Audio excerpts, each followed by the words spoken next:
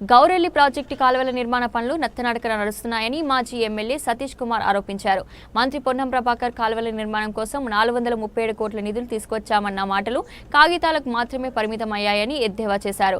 తెలంగాణ రాష్ట్ర ఆవిర్భావ దినోత్సవం సందర్భంగా సిద్దిపేట జిల్లా హుస్నాబాద్ బీఆర్ఎస్ పార్టీ కార్యాలయంలో పార్టీ శ్రేణులతో కలిసి జాతీయ జెండాను మాజీ ఎమ్మెల్యే సతీష్ కుమార్ ఆవిష్కరించారు.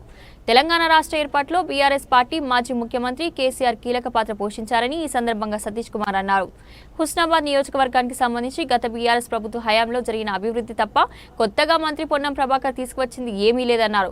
గౌరవెల్లి ప్రాజెక్టు భూసేకరణకు సంబంధించి మిగిలిన 42 ఎకరాకు 30 లక్షల రూపాయలు ఇస్తామని ఎన్నికలకు ముందు చెప్పిన మంత్రి పొన్నం ప్రభాకర్ ఇప్పుడు 17 లక్షలే ఇస్తామంటూ నిర్వాసితులను మోసం చేస్తున్నారన్నారు.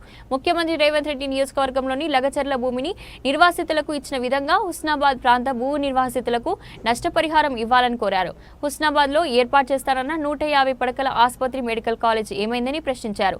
ప్రారంభానికి సిద్ధంగా ఉన్న మాతా శిశు కేంద్రాన్ని ఇంకా ఎందుకు ప్రారంభించడం లేదన్నారు. హుస్నాబాద్ కు వచ్చిన ఇంజనీరింగ్ కాలేజ్ తమ ప్రభుత్వ హయాంలోనే ప్రపోజల్ చేశామన్నారు.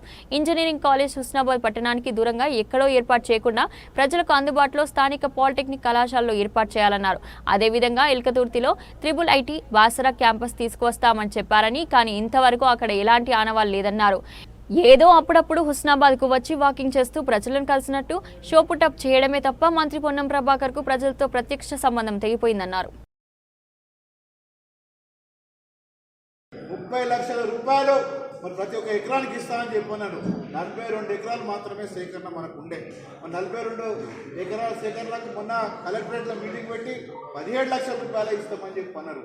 అంటే మీరు ఎవరికి మీరు అన్యాయం చేస్తున్నారో కొంచెం తెలుసుకోవాలని చెప్పి నాకు ఉన్నది. అదే కాకుండా మరి కాలువలు తవ్విస్తామని చెప్పి ఆ రోజు 437 కోట్లు మేము శాంక్షన్ చేసినామని చెప్పి మాట్లాడడం జరిగింది.